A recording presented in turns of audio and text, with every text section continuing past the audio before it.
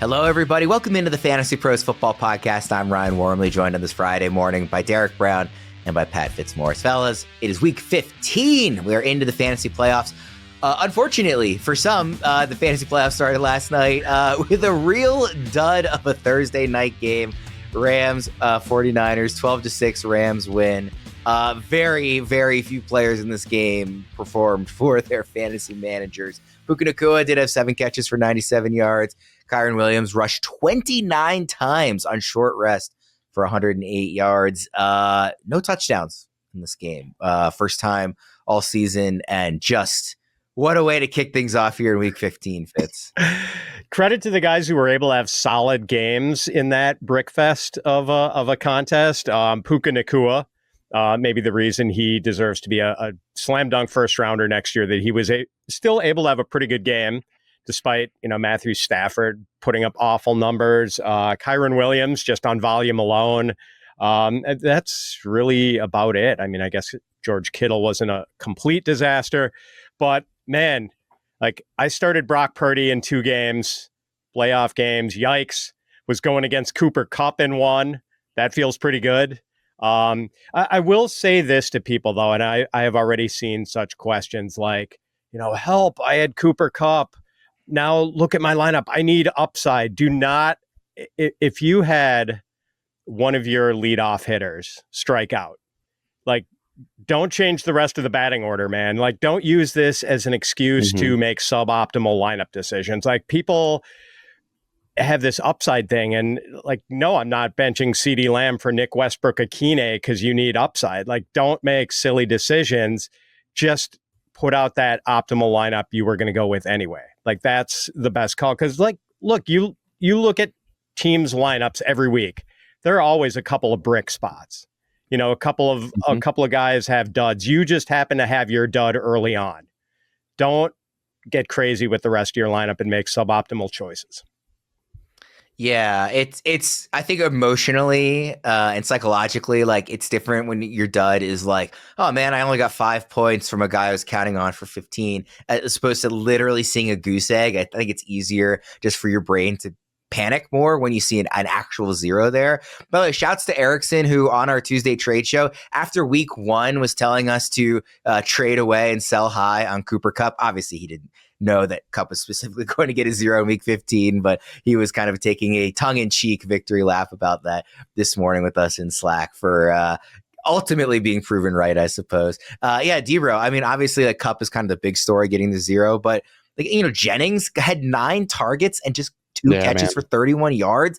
I mean, both quarterbacks were very, very poor for fantasy and, really in real life, largely. There's just nothing good here, really, besides Puka and maybe Kyren. Yeah, it was just a stinker of a game, man. We get these, and when we get them early in the week, I mean, I think Patty had just absolute savvy advice, man. I can't echo that enough. But I think the big takeaway from this, and people are going to, because we just had a similar situation with Jaden Reed, and Cooper Kupp is pulling his best Jaden Reed impression, giving us a goose egg. Yeah.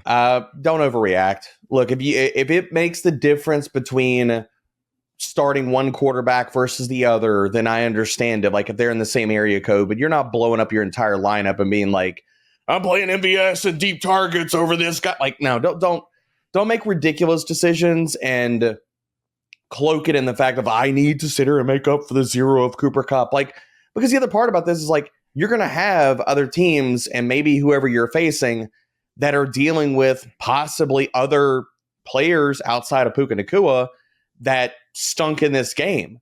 So don't overreact too much. And the only last thing I'll say here is Puka Nacua is like Thanos. He is inevitable. He's always going to pay off. He's freaking awesome, man. Yeah, Puka's great, and he's just so fun to watch. I mean, that's not breaking any news, but yeah, Puka, like I said, 8 targets, 7 catches, 97 yards. Matthew Stafford only threw for 160 yards. 97 of them went to Puka. That's how much he was kind of carrying everything else there. By the way, how fit or Debro rather? How many playoff teams do you actually have here as we are heading into week 15?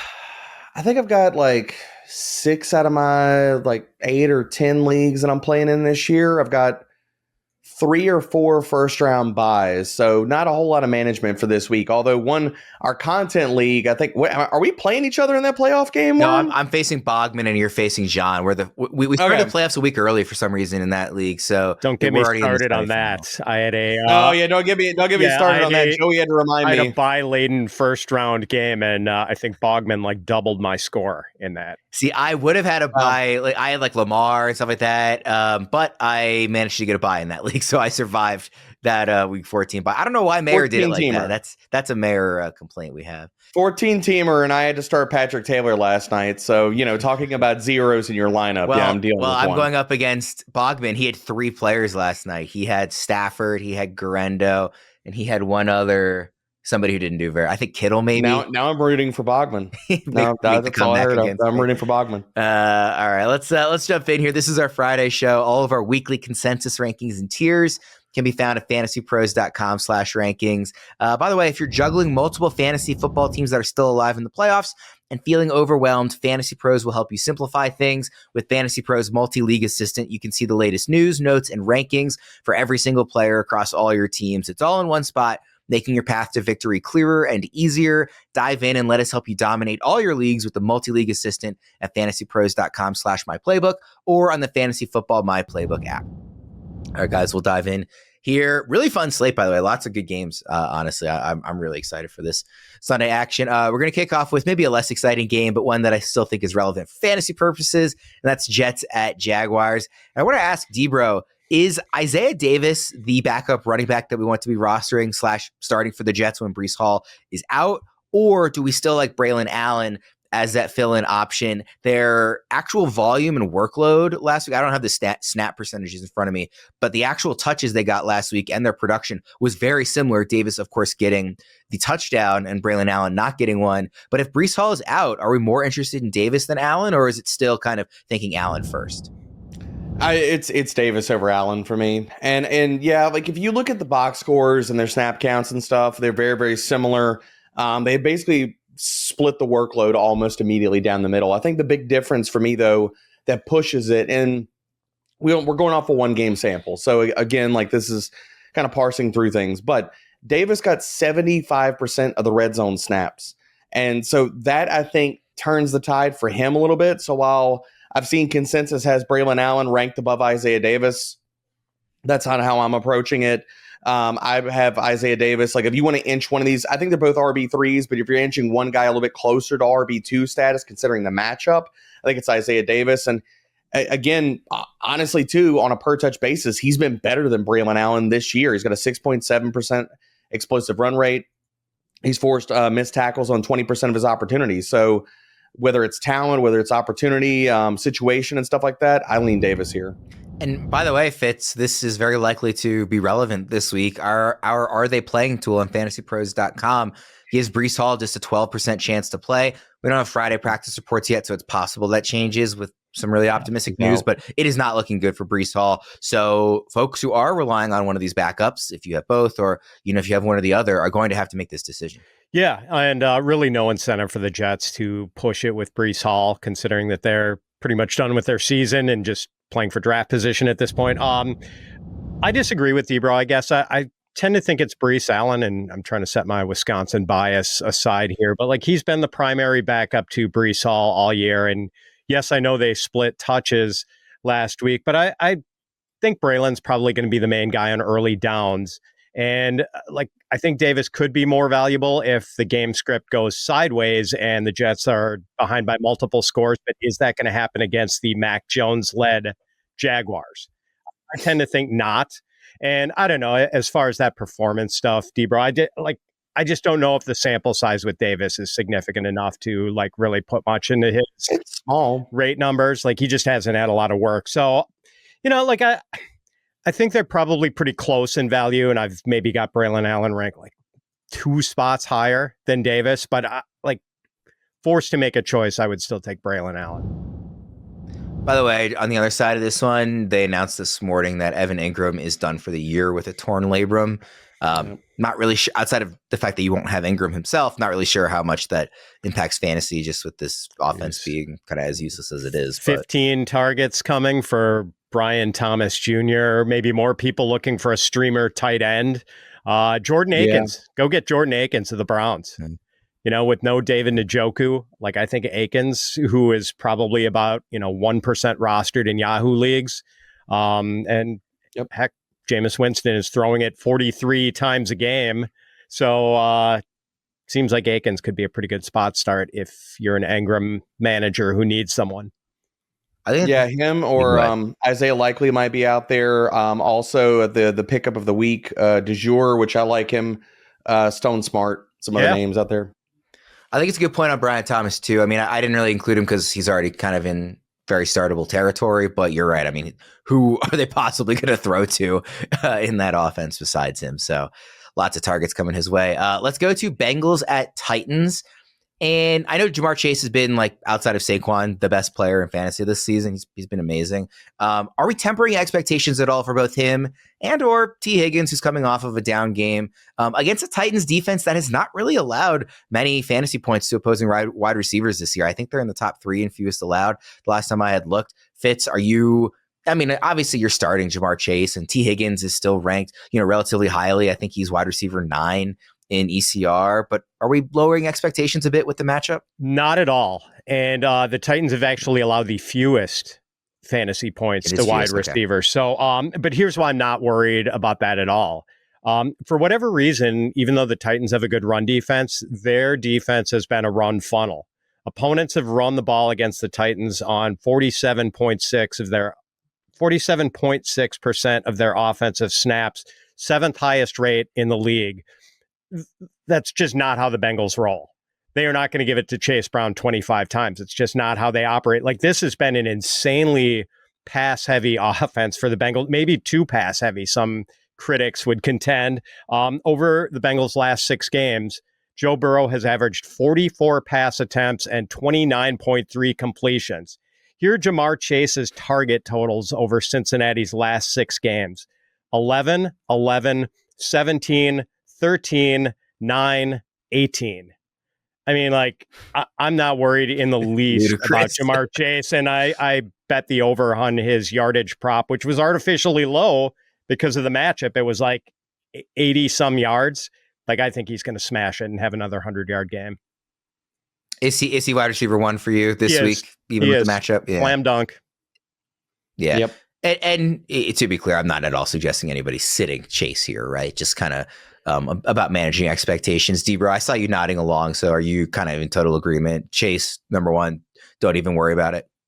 Chase, number 1, and T. Higgins is my wide receiver 6. I'm not worried about either one of them. And I'm not worried about the Tennessee Titans either, man. They stink. Their pass defense stinks. Ever since they lost L'Jarius Sneed, they're not good. And I think a lot of this comes down to the reason that they have. So the numbers can lie in the sense of they haven't been thrown against a ton. And I think a lot of that is because teams are just beating the ever-loving crap out of them. Like, they've allowed the 6th most points on the season. They have faced the 8th, if my quick napkin math is right, the 8th fewest targets to wide receivers. But if you look at it on a per-target basis, since week 9, they're allowing the 11th most PPR points per target to wide receivers. So T has been awesome. I just want to throw that out there. If he wasn't coming off a down game, I don't think we'd even be discussing this, because he has legit been amazing. Like, over the last few weeks, he's been a top 5 wide receiver in fantasy points per game. So start both of them with the utmost confidence, because the other part about this is not only is Cincinnati throwing the ball a ton, like Fitzy laid out, it's just going to these 2 guys. Like Andre Yoshivas, if you haven't seen him in the primer in a lot of different weeks, that's because he's not getting targets, so he doesn't matter. Mike Gesicki, ever since T. Higgins has been back in the lineup, has a 6% target share. It is legit just Chase and T every week. So impromptu starter sit, and I recognize that one of these guys hasn't practiced this week and is, pretty good chance of not playing, but they're ranked back-to-back in our staff rankings, so we're still ranking as if he's playing. Mike Evans or T. Higgins, assuming Mike Evans plays, which again, we're thinking he's not, but he's still ranked as if he is right now. So if he plays, would you rather start Evans or Higgins this week? T. I've got T at wide receiver 6, and I got Evans at 9. Fitz? I've got Evans ranked higher because I think the target floor is a little safer. I've got Evans 9th and T. Higgins 12th. But, I mean, to Debro's point, like, I think in games that Chase and Higgins have played together this year, Higgins has actually out-targeted Chase, which is kind of crazy.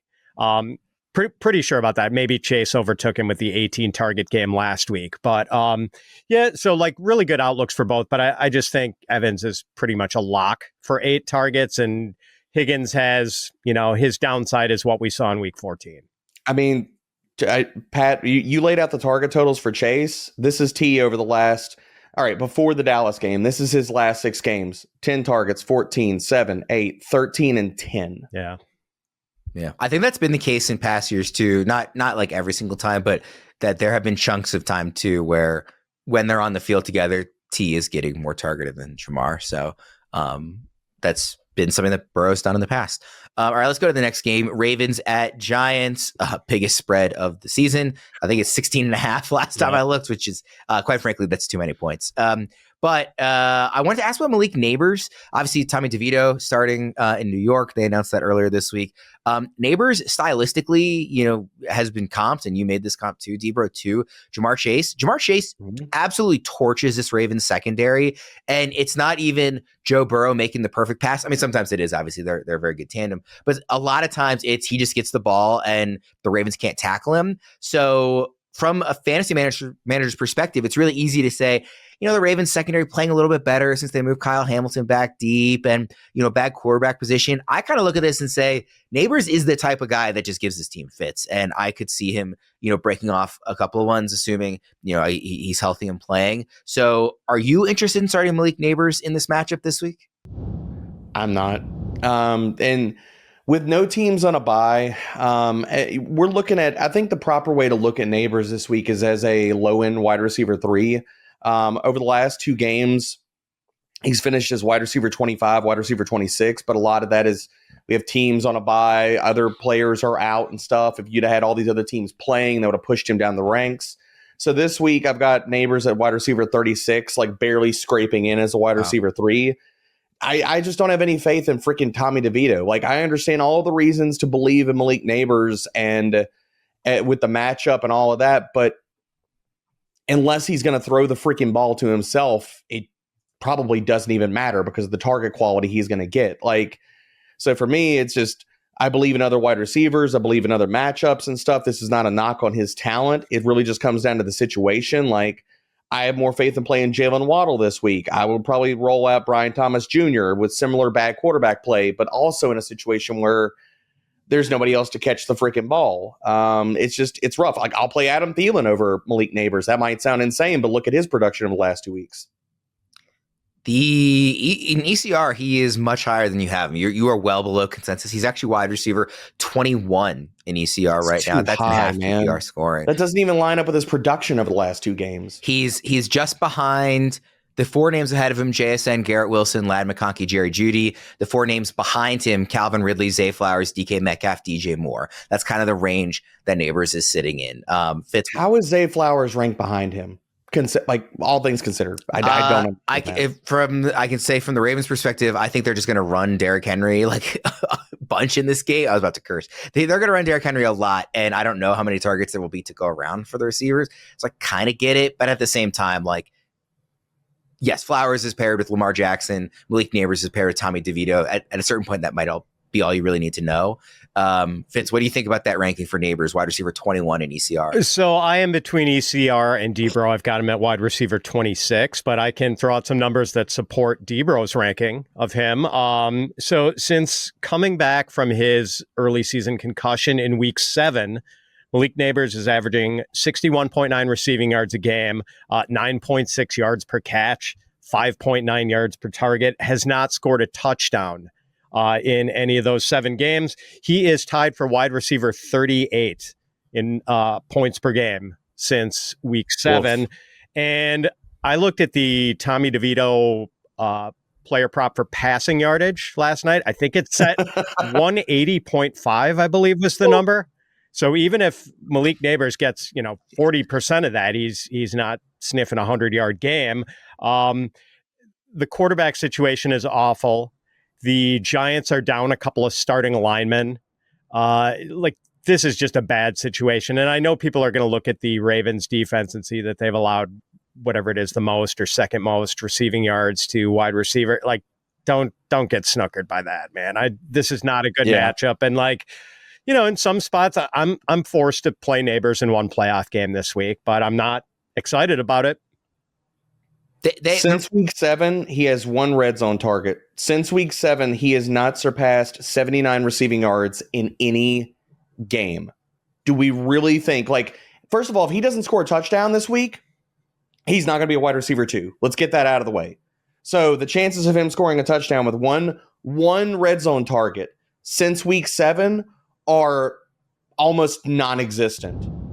The Ravens pass defense truly in the last month too has been better than it was to start the year. Since that they got torched by the Bengals in week 10, that one of these weeks was a bye, but then the other 3 games in the last month, Steelers, Chargers, Eagles, they looked better against all those teams than they did in the early part of the year. And maybe those aren't the 3 best offenses in football, but Russell Wilson, Justin Herbert, Jalen Hurts, they're better than Tommy DeVito. So they have taken somewhat of a step forward. And at the end of the day, the quarterback situation is kind of hard to look past with that ranking. Just, I think, is relying way too much on name value and matchup and not looking enough at like what he's done and the fact that Tommy freaking DeVito is his quarterback. Yeah, I know, Worm, I know you would never do it because you're a Ravens fan, but in the 2 pools I'm in where you have to pick every game against the spread, I am laying the points and taking the Ravens. Yeah, they're going to absolutely just crush them. Is it still 16.5? That was the last I said. It is. That is insane. It's an insane number, and the fact is they're going to cover it. It's one of those things where it's like it's like a pretty much no team should really ever be favored by that much, but at the same time, it's like Ravens coming off a loss, then a bye, so they're going to be like kind of really dialed in and focused. And the Giants, they want to lose, right? Like they've absolutely unequivocally given up on the season, and Lamar and Derrick Henry are coming to town. So I get it. I'll frame it this way: if you want Lamar to really even possibly get back into the MVP conversation, this is a game where you just put your foot down to the metal and the Ravens go out and just blast them. And Lamar has a Josh Allen game. This is kind of a detour, but it's so funny about the MVP conversation. It's the opposite of last year. Last year, Josh Allen had better numbers than Lamar, but Lamar was on the team that had more wins. And so he almost was unanimous. This year, Lamar's numbers are unequivocally better than Josh. Josh Allen's amazing. He's a totally deserving MVP candidate. Lamar has better numbers, but he has 2 fewer wins, even though one of those wins that he has came against the Bills. Doesn't matter because it's early in the year and he has 2 fewer. And so now, I actually think the gap is crazy. I think last I looked, Allen was minus 400 and Lamar was plus 1,000. I think Lamar, Saquon, and Allen any of those 3 could still win it. Look, Josh Allen should be the favorite right now, but it's just so funny to me how it's the mirror of last year. It's a 2-horse race for me. It's Allen and Lamar, and if I'm Lamar and I want to get back into the race, I'm going out and I'm rushing for 2 and I'm throwing for 3. I firmly am against, I would never vote for Saquon for MVP because I'm so quarterback pilled in that respect. I get why he's in the conversation though, because he's been awesome and the Eagles are winning a lot. But yeah, if it were up to me, it would be Josh Allen 1, Lamar 2 as of right now. If we want to be real about it, I think the case that everybody is making for Saquon, I really don't understand why in that same sentence, in that same breath, why we don't have the same case being made for Derrick Henry. Some people have talked about Henry, but similar things. Really, what's the big freaking difference outside of quarterback play? Yeah. Fitz, what do you think quickly, just while we're talking about the MVP? Yeah. It is interesting how it's kind of the same way. And those wins are going to get counted for a lot. So I tend to think Allen has the inside track. I don't think either of the running backs have a case. I just don't. No, running backs never do. Nope. Yeah. I will say, the Bills have to play the Lions. That could be a loss. They're probably going to win the rest of their games. But if they finish 1 win ahead of Lamar and Lamar is the head-to-head, I don't know. Yeah. I think also narratively too, people are just ready to give Allen 1, which I'm fine with.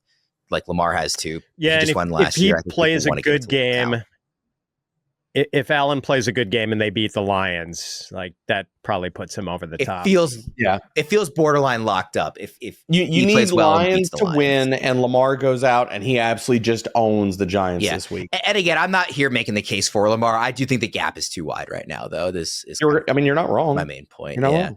I want to remind everybody the NBA season is rolling along. Playing Pick 6 from DraftKings, an official partner of the NBA, is a way to get even more into the action following your favorite players. It's super simple to get started. First, download the DraftKings Pick 6 app, then select 2 or more players and choose if they'll have more or less of a stat, like points, rebounds, three-pointers, and more. Track your picks for a shot at huge cash prizes. That's all there is to it. Pick 6 is available in most states, including California, Texas, Georgia, Missouri, and more. And for all first-time Pick 6 players, check this out. New customers play $5 and get $50 in Pick 6 credits. The fun of the NBA season continues with the most fun way to play fantasy sports, Pick 6 from DraftKings. Download the DraftKings Pick 6 app now and use code FantasyPros. That's code FantasyPros for new customers to play $5, get $50 in Pick 6 credits.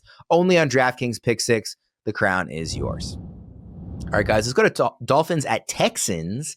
Fitz, do you think the Texans had a chance to get right over the bye week and we maybe see a bounce back from CJ Stroud, or will Nico Collins and Joe Mixon continue to be the only playable fantasy options in this offense?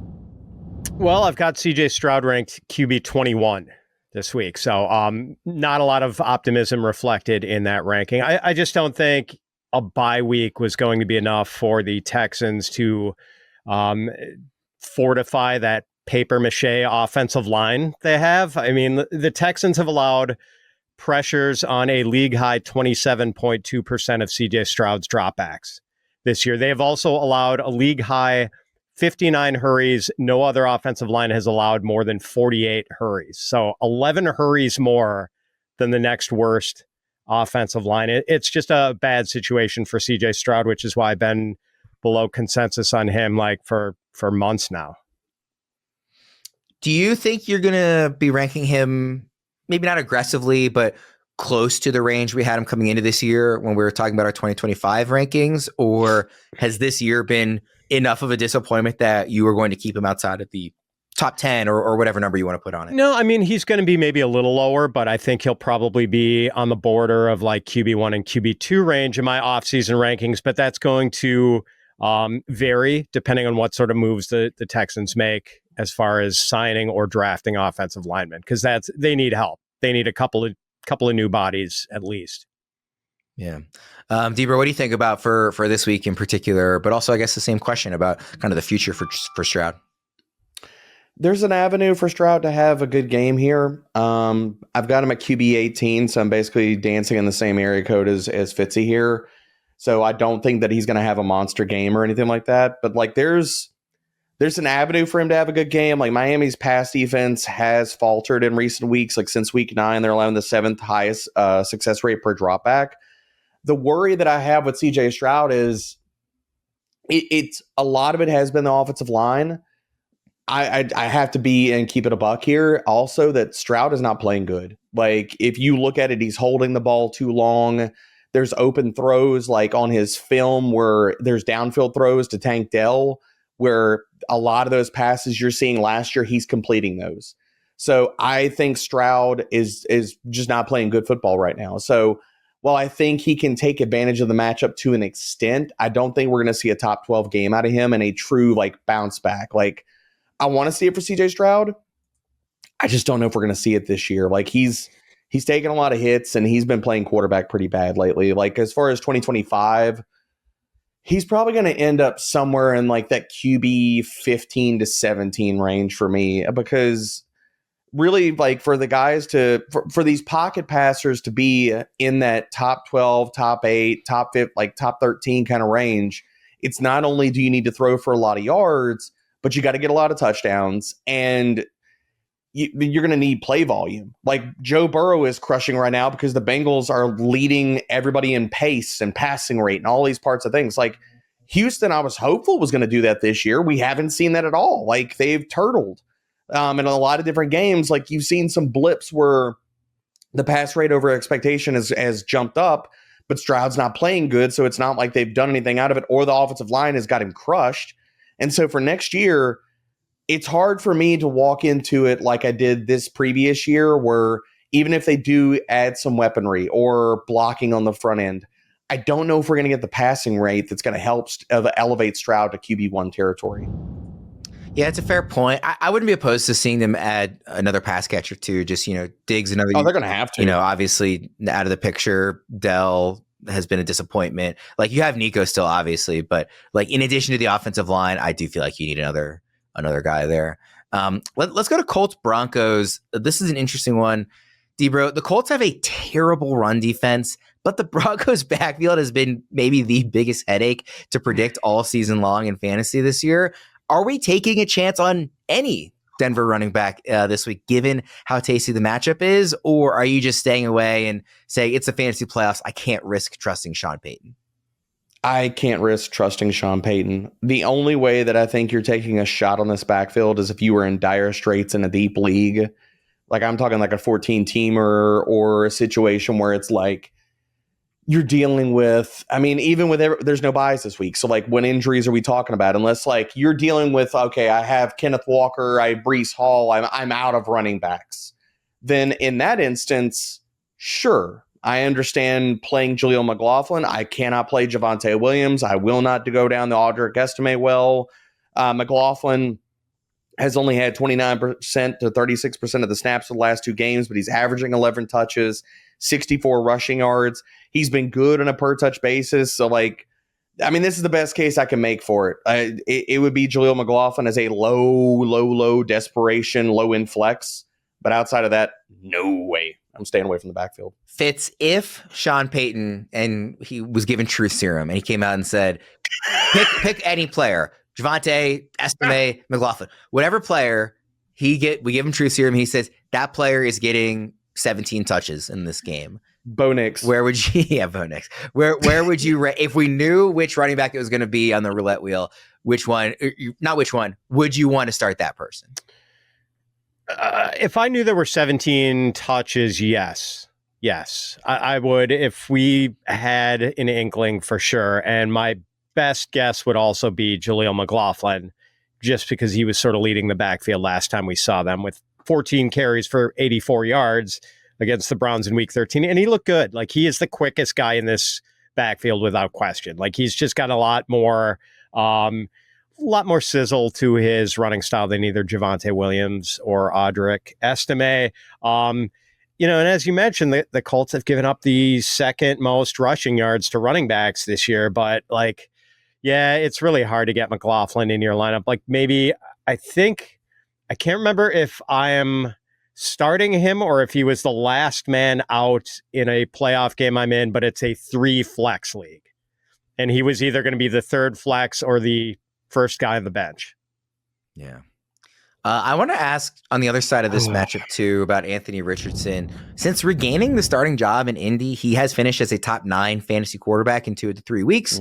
There are bye weeks mixed into that, so there's a little bit of noise in that stat. But still, top 9, 2 out of 3 weeks is much closer to what we were expecting to get when he was being drafted very highly at the position in August.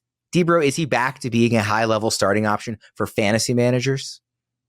I've got him at QB 13 right now. Where is ECR at? Because I think I'm above consensus, and I want to be above consensus. You are definitely above where he was when I looked earlier in the week. He's QB 18. Yes, I want to be above Brock consensus. Purdy's ahead of him, so of the remaining guys, QB 17. And this all comes down to not only has Anthony Richardson played good, and I know all the box score chasers are going to tell me he's played bad. We have to be honest with ourselves here. Like, since Anthony Richardson has come back and been in the huddle, he is ranked 11th in CPOE, 7th in hero throw rate, and 2nd in fantasy points per dropback. The problem is, yes, okay, like there have been errant passes. Can we just get the freaking Colts wide receivers to catch the dang ball? Like, can that happen? Because since he's been back, he has had to deal with the highest drop rate amongst quarterbacks with at least 50 dropbacks. He has lost the most passing yards, 2 drops, 138 yards since he has returned to the huddle. So looking at all of that, I think Anthony Richardson, yes, he's been good on a per dropback basis. He's been better as a passer than people realize. And Denver has taken a step back. Like, outside of Patrick Surtain, we don't need to really be worried about this pass defense. Riley Moss probably doesn't even play this week as well. And this is a team, if you want to talk about matchups quietly that fit to how this passing attack wants to roll, and not only what Anthony Richardson is going to do a ton, and that's throw deep. Denver over the last few weeks has been one of the worst teams against defending the deep ball. Since week 9, they're allowing the 6th most deep passing yards and the highest passer rating to deep passing. So this is quietly a spot where, yeah, I think Anthony Richardson has a really good game. I actually bet the Colts money line. I think it was like plus 198. I think they win this game. And I think Anthony Richardson has a good game. Also, if you're struggling, I'm going to bring along in this conversation because I think the deep passing does hit this week. Alec Pierce, sneaky flex play. Fitz, what do you think? We talked a little yesterday about how I, in the Scott Fish Bowl playoffs, had to decide for my second quarterback spot between Richardson and Stafford. Thank goodness I benched Stafford. Please tell me you play. Okay. Well, they were back to back in ECR, so it was a real consideration. But the Scott Fish Bowl scoring being so friendly to rushing, I had Anthony Richardson. Fitz helped confirm that was the correct decision. You leaned in the right direction. And boy, did last night extra confirm it. But yeah, Fitz, is Richardson back to being a high-level option? Well, I mean, you mentioned that he was top 9 in 2 of the last 3 weeks. So we should talk about the third week. He had 13 fantasy points and was quarterback 21 that week. And that's why I think he's more of a mid-level option. Some weeks, Anthony Richardson is just going to lay an egg as a passer. And if he doesn't give you much as a rusher those weeks, like, you are in trouble. So that there is a scary floor there for Anthony Richardson, but I'm right behind Debro. I've got him ranked QB 14. So I'm definitely higher on ECR. And I like betting on running quarterbacks, especially ones who, do have some upside as a passer, as Debro illustrated. And like, Anthony Richardson is a guy I want to be above consensus on most weeks. Fitzy, take a side in this game for me. This is a huge game, man. And so people are so back and forth. Who do you think wins, Broncos or Colts? I'm going with Denver at home. Like, I still really solid defense, and just, Nix has been pretty steady. Like, Nix has been better as a passer, I think, lately. He stopped running, which is strange, but like, he's improved as a passer as the season has gone on. Spread on DraftKings, by the way, is 4.5. What Denver's laying at home, by the way, on DraftKings. Steelers Eagles. Will we see a squeaky wheel gets the grease game for AJ Brown this week, Fitz? Probably not, just because Jalen Hurts has averaged 21.4 pass attempts over his last 9 games. Like, the Eagles are playing leather helmet football these days. Like, this is football from a bygone era. And for AJ Brown to have a squeaky wheel game, I mean, that infers some sort of passing volume for the Eagles, and I don't know if we're going to get it. Plus, there's a pretty good chance he sees a lot of Joey Porter Jr. this week, which is not really conducive to big receiving numbers. Debra? I don't think we see him force-fed targets. I think A.J. Brown can still be A.J. Brown. I do believe in Joey Porter, and I do believe he's probably going to be shadowed. If there's any wide receiver that can overcome Joey Porter Jr., maybe it's A.J. Brown. So, like, I've gotten a lot of questions in Discord this week about, do I start A.J. Brown? And I'm like, this is not one of the walking into the fantasy playoffs, I'm not going to bet against A.J. Brown. So, like, a lot of people are like, really? Have you looked at his box scores? Like, why would I start him over, like Cortland Sutton or some other guys? Like, not even Cortland Sutton, but like some other guys that are further down the well. Like, I've had people ask me, do I start Adam Thielen over AJ Brown? And I'm like, look, AJ Brown is still freaking AJ Brown. Okay, it takes one big play, it takes one crosser that he takes to the house to pay off his day. So I'm not going to get that cute. Like, I think A.J. Brown can still do A.J. Brown things. But to the point of all of this, I think this also could be a sneaky game. Like, if Joey Porter Jr. does put the clamps on A.J. Brown for most of the game, A.J. Brown breaks one long, I think there is an avenue for Devonta Smith to have a good game. Because outside of Joey Porter Jr., the Steelers' other corners have not been playing good. Like, since week 9, this secondary is allowing the 3rd most receiving yards per game to perimeter wide receivers. So it's not a great matchup for Grant Calcaterra. The other guys, like there's really only like two guys in this passing attack that are going to soak up most of the work, even though there's not a lot of work. So Devonta Smith, I'm probably going to be a little bit higher than consensus on him this week. Yeah, the whole have you looked at the box score recently? Like prior to the Carolina game, like the last 4 weeks, he was averaging something like 85 yards a game on 5 or 6 catches. Like the touchdowns haven't been there. It's not like he's been giving you literal zeros in any of these games. He's wide receiver 7 in ECR. Too high, too low, or just right, D-Bro? I've got him a little bit lower. I've got him a wide receiver 11, but I think he needs to be inside the top 12. Fitz, too high, too low, just right, wide receiver 7. I think I'm at wide receiver 8 on him, so pretty much right with ECR.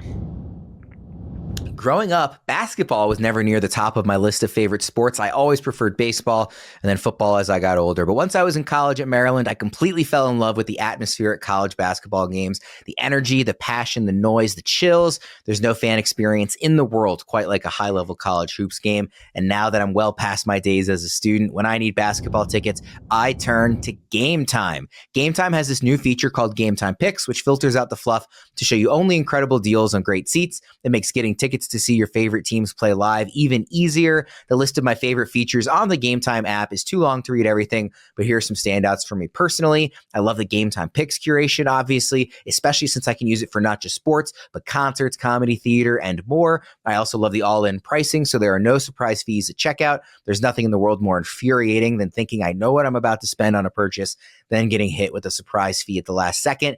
That doesn't happen with Game Time. Plus, I also appreciate the seat views to get a panoramic view from your seat in the app before you commit to buying. So take the guesswork out of buying tickets with Game Time Picks. Download the Game Time app, create an account, and use code FantasyPros for $20 off your first purchase. Terms apply. Again, create an account and redeem code FANTASYPROS for $20 off. Download Game Time today. What time is it? Game time. All right, guys. It's time for the game of the year. And it gets said a lot. Oh, this is the game of the week. This is possibly the game of the year. This is the game of the year, certainly to this point. Bills, Lions, winner will very likely be Super Bowl favorites. Highest game total of the season. Actually, I want to double check to see where it is now. Super Bowl preview, possibly. Super Bowl preview, very, very possibly. I mean, this could very easily be the 2-1 seeds when we get into the playoffs. Like, again, the winner of this game is going to be the favorite, I would expect. 54.5 is the current line on DraftKings, highest total of the year. So very simply, I want to ask you guys, who's winning this game? D-Bro? Lions. I'm taking the Lions. I just think they have more. The Bills are going to have a harder time solving all the different equations and the ways the Lions can attack you, like, than I think on the other side. Like, are you going to sell out to stop the run? Then Jared Goff is probably going to pick you apart like Matthew Stafford did. Okay, are you going to drop back in too high? Then the Lions are going to absolutely just steamroll you with the rushing attack. Fitz, who's winning? Yeah, I like the Lions too. One of those games, though, where if it were in Buffalo, I might be picking the Bills. Like, I do think it's going to be a close game. I think it turns out to be a 1-score game. So, yeah, I'm excited. What's the spread on this game? Because we talked I've heard Lions a lot by 2.5 last I checked. Yeah, and that it should be super tight. Like, to be honest, this game should be closer to being a pick 'em. Who do you like against the spread? I'm just staying away from it, to be honest. I'm staying away from the spread. If I have to do anything, I'd honestly, if I had to do anything, I'd bet the over on the total, even as high as it is. If I were to bet anything on it. What do you prefer, Fitz? Either team against the spread or under or over on the total? I would pick automatic under on the highest total of the year. It's just, there are just too many things that can so lame. Have a little fun. There's one. I mean, he's right. I'm not going to fault him for that. I think he's right. The Lions have like 1 6-minute drive and then like turn it over inside the red zone. And like, there goes your under, right? Or there goes your over right there. Like, so many things can short circuit an over that high in an NFL game. Like, I just can't bet that. But, I'm not. Boo this man. I am not actually going to put any of my money on either the side or the total in this game. But in that pool where I have to make picks, I am picking the Lions and laying the 2.5. Nice. All right. Well, to ask a fantasy question for this game, obviously highest total of the year, a lot of high expectations for the players, score a lot of points. If you had to choose one, D-Bro, who is one player who might disappoint for fantasy managers? This is probably the low-hanging fruit, but it's Sam LaPorta. The Buffalo Bills have been elite versus tight ends over the last few seasons. Matt Milano, the guy that leads the charge and crushing every single tight end that comes over the middle of the field, is back. So Sam LaPorta is a guy, like, I've had a hard time keeping him inside the top 12 tight ends for the week. Really, if you're playing him this week, you're just hoping and praying that he scores a touchdown, which can happen. Again, we're talking about a high total game. Touchdown's got to go somewhere. But as far as the matchups, it is absolutely brutal. Like, Buffalo has held tight ends to the fourth fewest receiving yards per game, the fourth fewest fantasy points per game, and the lowest yards per reception. So you're just praying he scores a touchdown. And I don't think it's crazy if anybody were to stream a tight end over him this week. You're not wrong with that. But when you said you're going to take the low-hanging fruit, my first instinct was that I thought you were going to say James Cook just going up against the Lions and, coming off of a down game. But you're right about LaPorta too. Fitz, what do you think? One of those two as kind of the guy who could disappoint? Yeah, it's Cook for me. Lions run defense is really tough, and Cook has actually averaged fewer than 10 carries over his last 3 games. I like James Cook. I think he's really good, but I don't have him in, I think I only have him in like 1 league this year. And it's I don't think I drafted him at all. The thing about having a running back who plays with Josh Allen, sometimes Josh Allen just goes into superhero mode and does everything by himself. And that's what we've been seeing lately. So it's kind of whittled away at James Cook's fantasy value. Fitzy, where do you have Cook ranked? Because I've got him buried. Like, people could be surprised. Like, I've got him as RB25 right now. RB9, like 19. If he doesn't score, he's probably not going to be an RB. Yeah, I mean, like, I've got him ranked I had him ahead of Garendo.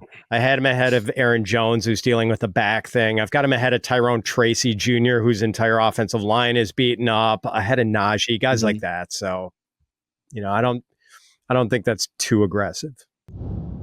The NFL often, when they have like this kind of one clear game of the week, they will clear out the deck in that late afternoon slot and only have 3 games because they want everybody to watch the big one. This is a great late afternoon slate specifically. We got Bills Lions, Steelers Eagles, Bucks Chargers, which you don't have a question for this week. Colts Broncos is late. Also Patriots Cardinals, which is less interesting. But there's a lot of late afternoon games this week, and a handful of them are pretty good. So that's a really fun part of the slate. Let's look at Sunday night before we get to the key question for Sunday night's matchup. I want to ask you guys about your Uber Eats Sunday night meals of the week. Debro, what must-order food gets you reaching for your Uber Eats app for great game day deals when you think of Seattle? Maybe this is just my Southern heritage coming out, but like when you threw this question to me, my first knee-jerk reaction, and I'm sticking with it here, is oysters, man. Oysters. Always oysters. Like, if I'm going to Seattle, if I'm going to New Orleans, I'm going to any of these parts where that have good oysters, you better believe I'm eating them. What about you, Fitz? Oh, man. I love oysters, but when I think of Seattle, I think of rainy, chilly weather. So perfect for a day like that, a nice bowl of pho. And I know like places where you can get pho are like ubiquitous in Seattle. So give me some short rib pho. I don't have... Pho is like a soul food, man. It just like, it warms you up from the inside and you just feel it in your soul. It's so good. I don't have pho very often. And every time I do, I'm like, I should have it more often. Good pho is really good. I like oysters too. It had to be something seafood related for me. I like Dungeness crab quite a bit. I like salmon. Really either of those two I could happily pick. It's just some kind of seafood. I've actually never been to Seattle. It's one of the cities I most want to travel to that I haven't been to before. And trying really any variation of the seafood there would be pretty high on the list of what I want to check out. So there you have it. Our Uber Eats Sunday night meals of the week. Oysters for Debro, a bowl of pho for Fitz, and I'll say Dungeness crab for me in Seattle. Uber Eats has the best game day deals all season long. Order now for game day. All right, guys, for this game, Packers-Seahawks, really fun one.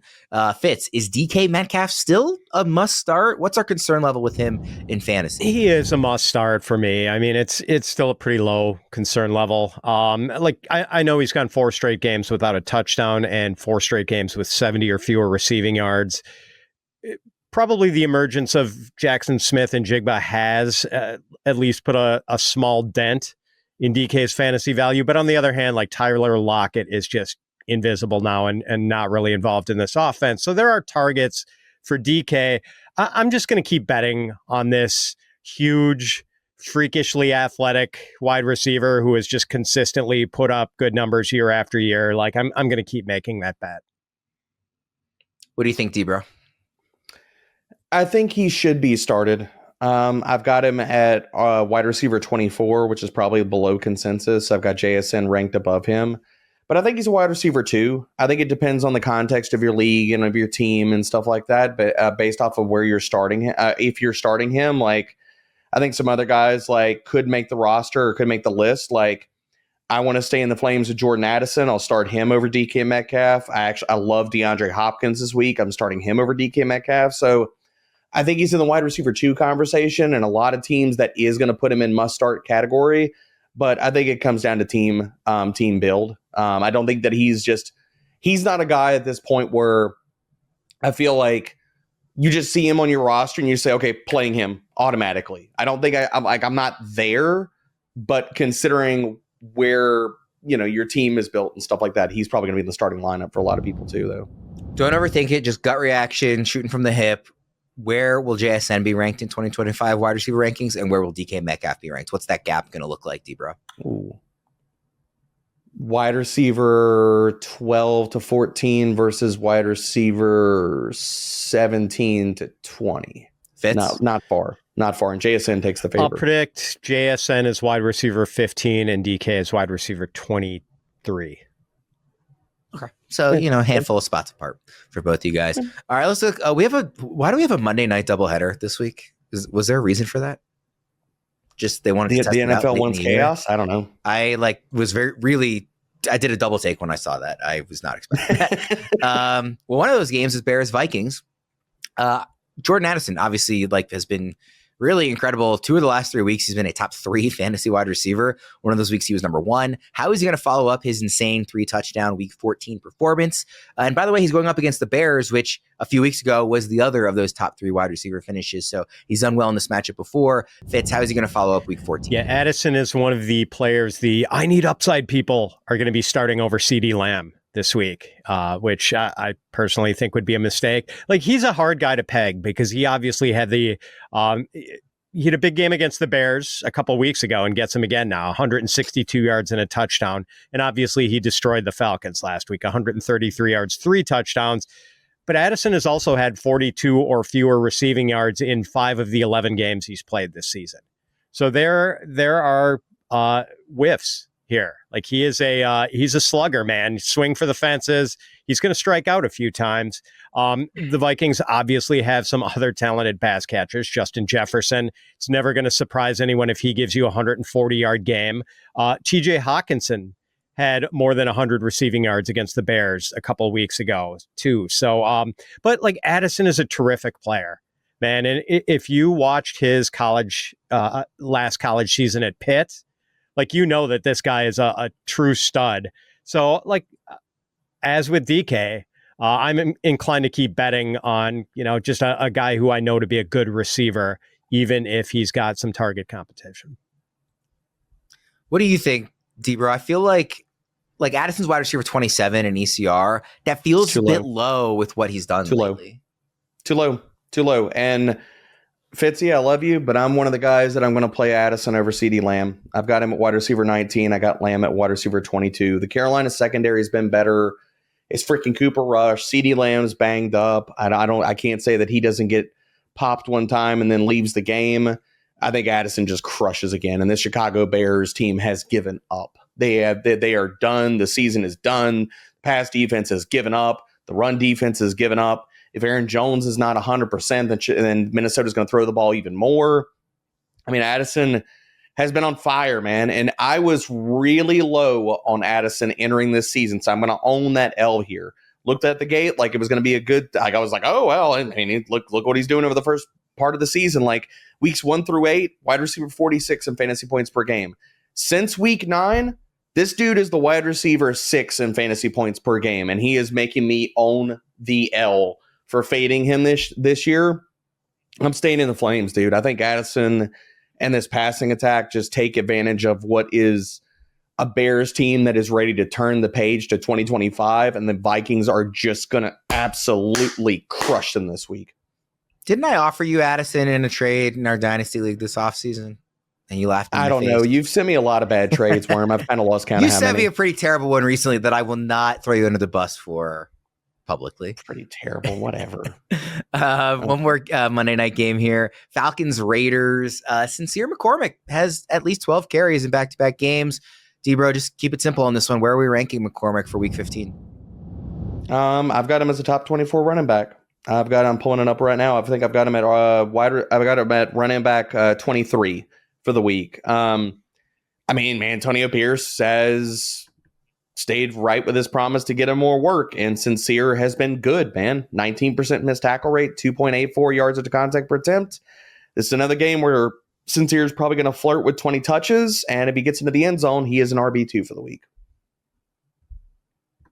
You are above consensus. He's RB 29 in ECR. That's half PPR scoring.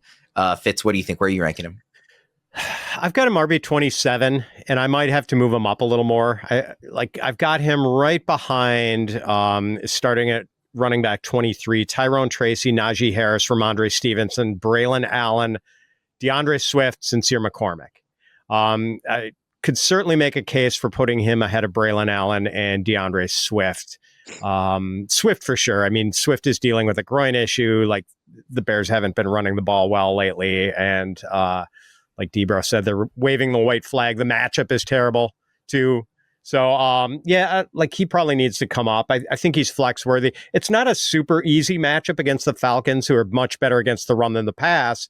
Not a bad matchup though. But man, I love McCormick's matchups in week 16 and 17 against the Jaguars and Saints.